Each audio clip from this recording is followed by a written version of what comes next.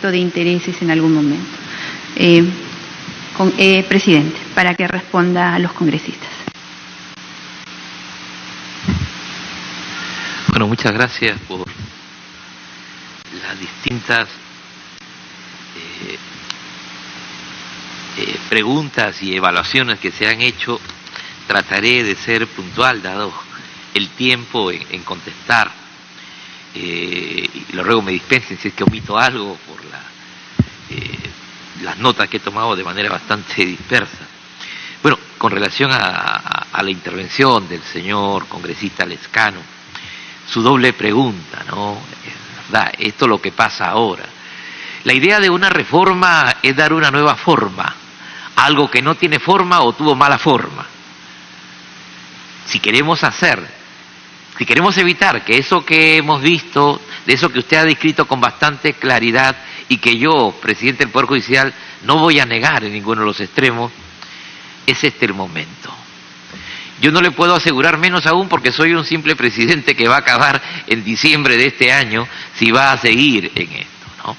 Pero queremos que ustedes pueden colocar las bases, ustedes pueden colocar los filtros que impidan que una elección posterior derive en situaciones como la que hemos expectado. Mi propuesta, que esa sí la dejo y que espero sea parte también del paquete de reformas que finalmente se señale, es que un presidente del Poder Judicial debe ser elegido de otra manera. No entre los 18 jueces supremos que están allí, sino que tiene que abrirse esto a todos los jueces del país, que tiene que haber una presentación adecuada de propuestas de gestión institucional, que debe haber un procedimiento donde intervengan los órganos pertinentes, el Jurado Nacional de Elecciones, la OPE, etcétera.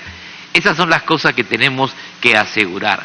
Más allá sería poco serio de mi parte decirle esto no va a volver a ocurrir. Eso dependerá del modelo que hagamos y de cómo lo retroalimentemos. A mí me interesa y me satisface mucho otro proyecto que aquí no ha habido tiempo de discutir, tenés que ver en la Comisión de Justicia, y es la existencia de este Consejo Nacional por la Reforma Judicial, o este Consejo por la Reforma Judicial, el nombre lo tienen ustedes el proyecto, porque eso es lo que asegura un planeamiento estratégico de esta reforma, eso es lo que asegura una continuidad en la línea de las acciones ya en el plano operativo y sobre todo la retroalimentación.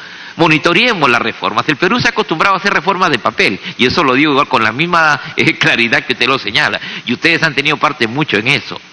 Entonces, esas reformas de papel, que no van acompañadas, como bien señaló la congresista, de los recursos, hace que fracasen los cambios. En consecuencia, es importante que si queremos dar esa nueva forma, que significa una reforma, tenemos justamente que asegurarle varias cosas. Y ese organismo quizás puede ser el espacio que permita el monitoreo, permita la retroalimentación, permita los indicadores de impacto, probar indicadores de impacto, saber si las cosas funcionan o no, y hacer los correctivos en su oportunidad. Más no le podría lamentablemente asegurar el futuro de esto. Es importante lo que señala de la vigilancia ciudadana. Claro, suena un poco incoherente, como usted ha señalado, que por un lado sacamos a la sociedad civil y después decimos que la vigilancia ciudadana hay que promoverla. Pero es que dependerá de cómo se entiende esta vigilancia ciudadana. En la lógica anterior del Consejo de la Magistratura, la línea de veedores ciudadanos era la posibilidad no solo de presentar quejas, sino incluso de presentar, vamos a decir, referencias a un buen desempeño. Pero había un espacio que se abría a la sociedad para que señale, este es el buen juez, este es el mal juez, y había que responder de esas calificaciones.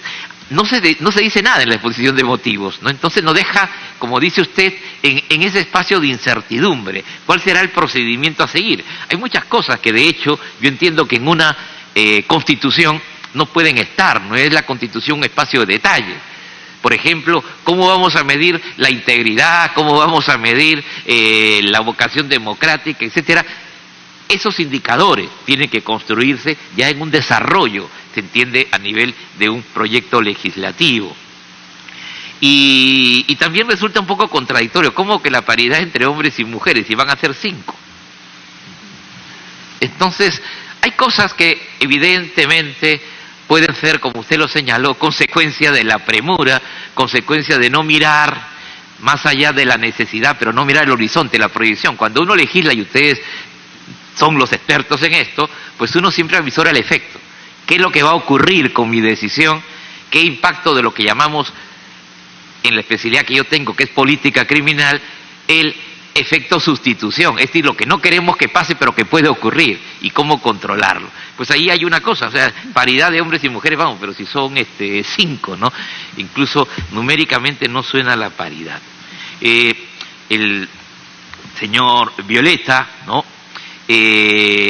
Ha vuelto a señalar algo que nos planteó también el señor Arana, la participación popular en el sistema de justicia, la más, llamemos, directa, es la que se ha dado a través de otro tipo de tribunales, pero el Perú nunca se optó por esa vía, optó por el juez profesional.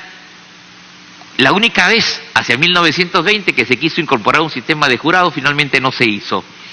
Y entonces, en otros países, sobre todo España o Alemania, tienen lo que llaman los modelos escadinos. Tienen un juez profesional y tienen a su lado 2 ciudadanos. 2 ciudadanos que conocen el caso, que dan su apreciación en línea de experiencia de vida, y con el juez resuelven conjuntamente lo que se estima complace a la justicia que espera la población y la que técnicamente puede resolver un juez. Pero ese no fue nuestro sistema, ¿no? De modo que sería un ensayo más. No sé, quizás podríamos empezar a hacerlo en niveles más inferiores, ¿no? La justicia de paz, por ejemplo, de paz letrada me refiero, no a la justicia de paz, que sí es directamente popular, puede ser un escenario. Es correcto, los perfiles profesionales también deben de ser tomados en cuenta en la Academia de la Magistratura, y ustedes van a tener dentro de poco aquí la presencia de mi colega, el doctor Jorge Salas, otro de los magistrados importantes de la Corte Suprema, y que en este momento ocupa la presidencia del Consejo Directivo de la Academia de la Magistratura. La gran discusión es si puede ser una academia conjunta para jueces y fiscales, o si tenemos que tener una academia para jueces y otra academia para fiscales. Porque a la postre, cuando han habido los exámenes de los consejos de la magistratura, pues más fáciles eran los exámenes de los fiscales que los de los jueces. Porque al juez se le colocaba en una línea de todo lo que se pueda, el fiscal solamente quedaba en lo que ha mencionado. Esto es en el nuevo Código Procesal, en tema de investigación, porque es el perfil mayor del fiscal. La idea es la especialidad, es lo que yo he venido sosteniendo. Una academia no puede ser para todos en la misma lógica. Se entiende que van a haber jueces en un lado y fiscales en otro. Y dentro de esos jueces tendremos perfiles, quienes se van a dedicar a lo civil. Esto es, por eso mi idea de una escuela de posgrado es un modelo que puede permitir esa variedad.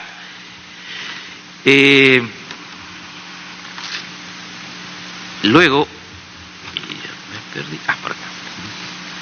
Y luego se me pregunta bueno, yo señalaba eso de esa formación y la ratificación. Hay varias posibilidades, ¿no? La última alternativa que yo digo es, bueno, ratificémoslo, pero una vez, ¿no?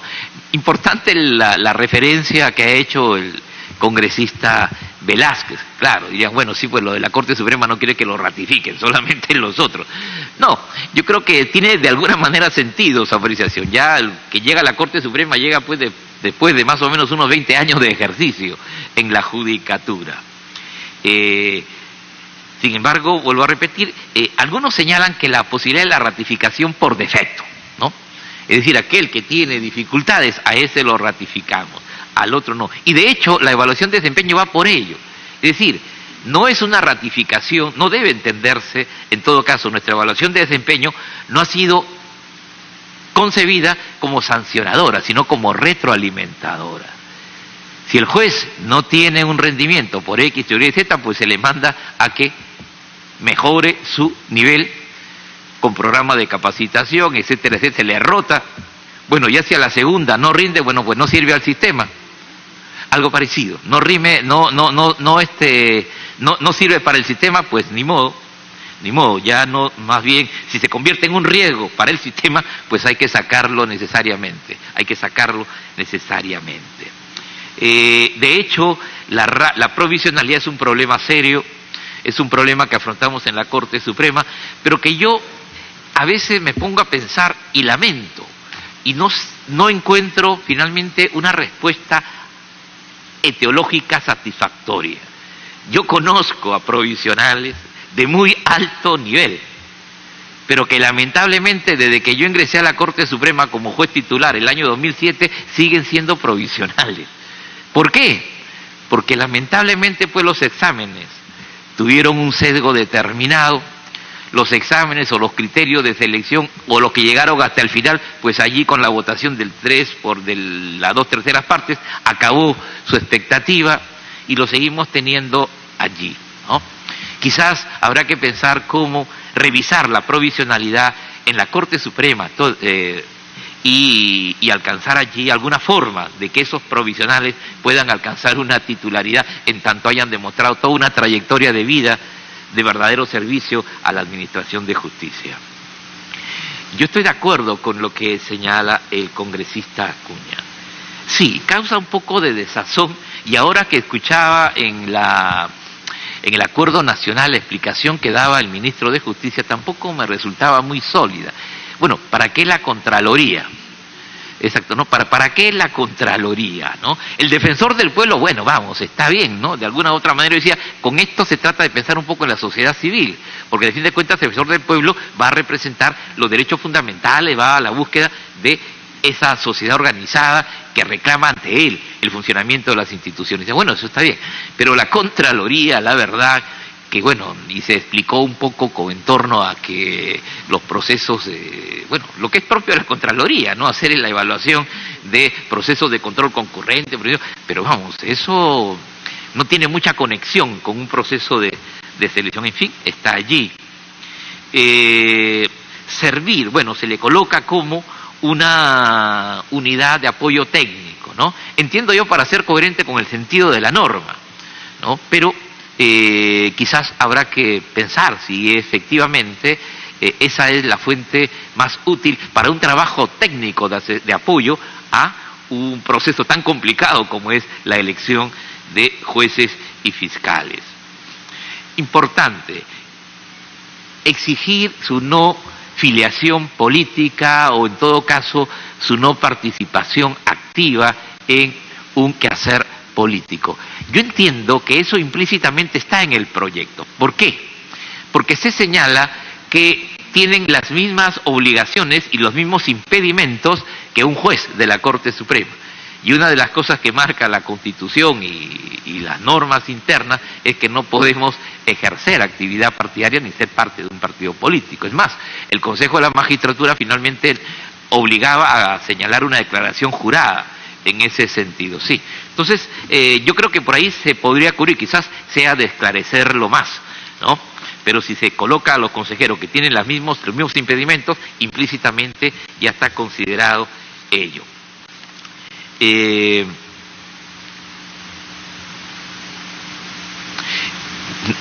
¿Cuál fue el criterio de reducción de miembros? Es otra contradicción, ¿no?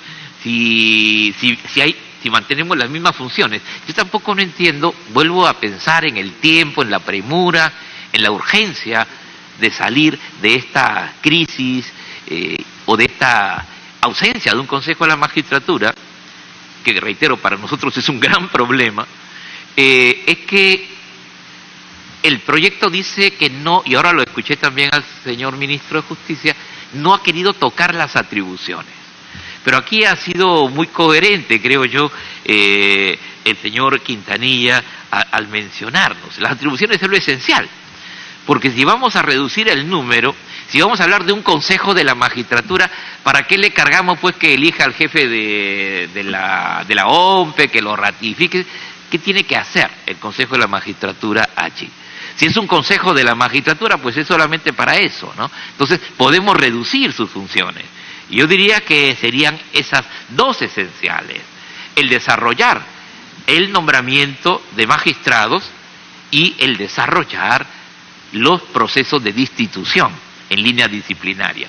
Y claro está, quedaría el discutir, ¿no?, qué hacer con esa otra facultad de ratificación. Pero más no debe tener el Consejo de la Magistratura, menos y como se ha señalado, tampoco tiene presupuesto tan importante. Y creo que eso ayudaría a que logre sus principales, o que pueda cumplir con sus misiones y funciones más principales. Yo coincido con el señor Quintanilla también en eso de los indicadores. Han habido varias fórmulas, ¿no? Algunos decían cuántas sentencias, colocábamos estándares, ¿no? Umbrales, tantas sentencias debe de emitir un juez y ese es el promedio, claro, pero viene la discusión de que no todos los casos son iguales, ¿no? De que hay casos de mayor complejidad, hay casos donde solamente hay una persona implicada, hay casos donde son 20 y de hecho tanto la dimensión de esa sentencia como el desarrollo del proceso van a ser distintos. Pero de hecho hay otros indicadores que sí deben tomarse en cuenta y es importante el atraso, ¿no? Hace muy pocos días, bueno, creo que esta es una etapa de mi vida donde más televisión veo, ¿no? Bueno, unos pocos días aparece, creo, el día 30, ¿no? Muy temprano, aparece un noticiero local donde dice, se están llevando los expedientes a la casa de Inostroza lo está firmando, y un tal presidente. Bueno, ahora voy a explicar. Pero ¿qué ocurre? Que efectivamente las salas de la Corte Suprema votan un expediente el mismo día que lo pensemos. Pero de allí a que se suscriba la resolución, pueden, como usted señaló, pasar unos 2 o 3 meses. Porque hay que hacer todo un trámite burocrático que implica un corrector de redacción. Todo eso va dando vueltas hasta que finalmente se emite una resolución. En el caso de este señor, pues le esperan todavía, ayer me daban la información, más de cerca de 200 causas por firmar. Y que tienen que firmarse, de lo contrario no se pueden notificar.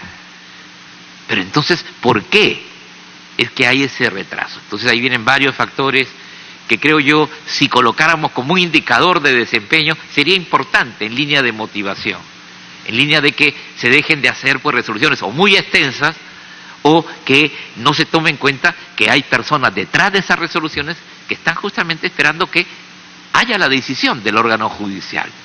Así que yo creo que ese es un punto importante. Pues lamentablemente todo eso que ustedes mencionan aquí y que a veces lo ironizamos, pues ha sido la realidad del sistema de justicia, ¿no? Y en sus manos está el que esto cambie, ¿no? Finalmente, la presidenta, a quien debo la gentileza de su invitación y haber participado estas horas aquí, agradeciendo su retroalimentación en todo lo que sus comentarios han explicado, nos hace una pregunta que, como decía un viejo profesor mío, simplemente no tiene respuesta, ¿no? Nos dice, ¿no le parece raro que ahora ustedes eligen a estos y estos luego lo van a evaluar a ustedes? Pues vamos, simplemente es que así va a ocurrir, ¿no? Así va a ocurrir, aunque quizás el contrapeso es de que esos 5 que integren el Consejo, o los 6 presidentes que van a integrar, o fiscal de la Nación, etcétera, solamente a 2 van a ratificar, ¿no? Al presidente del Poder Judicial y al fiscal, porque los otros no entran a ratificación. Yo les agradezco mucho su paciencia, su generosidad de escucharnos y espero que lo que hemos señalado a nombre de mi institución pueda servir para las importantes decisiones que ustedes van a tomar por el país. Muchas gracias. Gracias, presidente. Antes de que se vaya, hay algo que se ha quedado, creo yo, débil en la discusión. Nosotros aprobamos en la legislatura pasada una nueva ley para el Poder Judicial, para que tengan una línea de carrera, y se excluían de la ley Servir. Y de hecho, en el debate de eso, y cuando nosotros los escuchamos a ustedes, la crítica a Servir fue bastante fuerte. Bastante fuerte. Entonces, ¿cómo es que si ustedes tuvieron una crítica tan potente contra Servir, tanto así que significó que este Parlamento apruebe una ley que los excluía y les permitía un sistema propio para poder tener línea de carrera, ¿cómo podemos confiar que Servir ahora va a hacerse cargo como órgano técnico de todo este gran proceso de evaluación que va a significar un concurso nacional? Además, entendiendo que Servir es el Ejecutivo. El Ejecutivo va a estar de pronto a cargo completamente a través de Servir, con todos los cuestionamientos que ustedes como Poder del Estado han expresado a cargo del concurso, la selección como órgano técnico. Es algo que creo no se ha discutido completamente aquí, ha pasado como tangencialmente, y creo que es medular, porque ellos tendrían que determinar precisamente aquellos aspectos que están en una especie de nebulosa todavía. ¿Qué significan valores democráticos? ¿Qué significa respeto a los derechos humanos? ¿Qué significa conductas como las que están descritas como requisitos para poder ser consejero? Entonces, este órgano técnico realmente estará a la altura del reto que significa impulsar este gran concurso, y además el Poder Ejecutivo, porque lo que se quiere es que esté alejado del poder político, teóricamente. Sin embargo, es el Ejecutivo quien directamente va a estar a cargo de esto a través de Servir, porque es un órgano del Ejecutivo. Es algo que, doctor, abusando de su tiempo, quisiéramos que por favor dejara su posición. Sí, reitero, sí. Lo que puedo señalar es que efectivamente, ¿no?, parece continuarse en la lógica de la constitución de organismos multisectoriales en nuestro país. No siempre la Secretaría Técnica queda delegada al Ministerio de Justicia, y el Ministerio de Justicia en este caso involucra a Servir. Pero importante lo que usted señala, la presencia allí de un órgano del Ejecutivo, o que puede ser, quizás puede ser generador de un nivel que afecte la transparencia de los procesos. Así que creo que quizás sea de repensar la fórmula. En fin, es una propuesta la que presenta el Ejecutivo. Ustedes, con esta misma lectura que le ha hecho ahora, pues tienen ahí la posibilidad tal vez de reestructurar o mejorar esa iniciativa.